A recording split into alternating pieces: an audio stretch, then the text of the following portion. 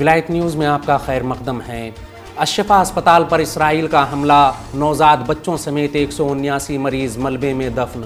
غزہ کے مظلوم اور بے دفاع عوام کے خلاف اسرائیلی حکومت نے اپنے جرائم کا سلسلہ جاری رکھتے ہوئے الشفا اسپتال پر حملہ کیا۔ اس اسپتال کے طبی عملے کی رپورٹ کے مطابق حماس کے فوجی دستوں کی موجودگی کے صہیونی حکام کے دعووں کے باوجود اسپتال میں کوئی فورس موجود نہیں تھی۔ اسرائیلی حملہ آور اس اسپتال میں داخل ہو چکے ہیں۔ اس سلسلے میں غزہ کی وزارت صحت نے اعلان کیا ہے کہ درجنوں صہیونی فوجی الشفا کمپلیکس کی ایمرجنسی بلڈنگ میں داخل ہو گئے اور قابض افواج کے ٹینک میڈیکل کمپلیکس کے علاقے میں موجود ہیں۔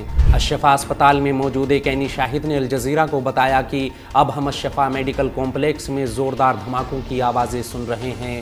غزہ کے ہیلتھ ڈائریکٹر نے بھی الجزیرہ کو بتایا کہ میں ایک ڈاکٹر کی حیثیت سے اپنا کام کر رہا ہوں اور الشفا کمپلیکس میں اپنی ڈیوٹی کر رہا ہوں۔ میں اسرائیلی افواج کے ساتھ کوئی تعاون نہیں کر سکتا۔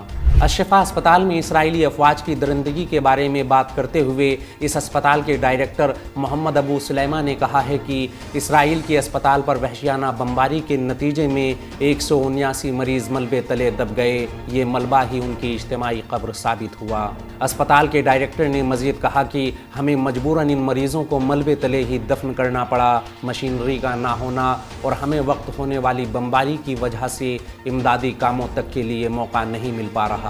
محمد ابو سلیمہ نے بتایا کہ ملبے تلے دفن ہونے والے 179 مریضوں میں 29 ایسے افراد تھے جو دل کے مریض تھے اور ICU میں زیر علاج تھے، جبکہ ملبے تلے دفن ہونے والوں میں 7 نوزاد بچے بھی شامل ہیں۔